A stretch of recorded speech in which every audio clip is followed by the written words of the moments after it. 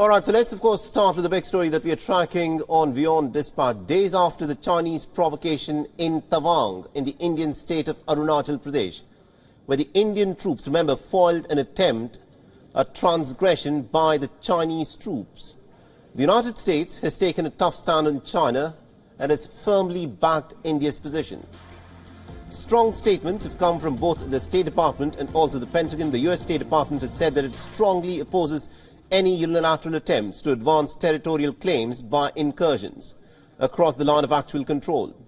The Pentagon has in fact gone a step further, and it has called the Chinese incursion as a growing trend by Beijing to assert itself and also an attempt to be provocative towards the US allies. DoD continues to closely watch developments along the line of actual control at the India-China border. We have seen the PRC continue to amass forces and build military infrastructure along the so-called LAC, but I would defer you to India in terms of their views. It does reflect, though, and it's important to point out, the growing trend by the PRC to assert itself and to be provocative in areas directed towards U.S. allies and our partners in the Indo-Pacific. And we will continue to remain steadfast in our commitment to ensuring the security of our partners, and we fully support India's ongoing efforts to de-escalate this situation. Meanwhile, the White House has also commented on the skirmishes which took place in the Tawang sector of Arunachal Pradesh in northeast India. The White House's press secretary said that the Biden administration is glad that both India and China actually managed to quickly disengage from the skirmish that could have in fact gone out of control. It is also emphasized on how Washington is very closely monitoring the situation and has encouraged both the sides to utilize the existing bilateral channels to discuss the disputed boundaries. We are glad to hear that both sides appear to have quickly disengaged from the clashes.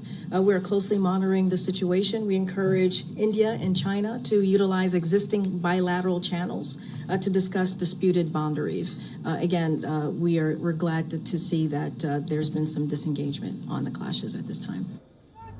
Now, the face-off took place on the 9th of December, and according to reports, at least about 3 Indian Army units and 600 Chinese soldiers were present at the time of the clash. Now, according to the Indian Parliament, the Indian Defence Minister Rajnath Singh has said that the Indian Army thwarted the attempts by the PLA troops to change the status quo on the line of actual control in the Tawang sector.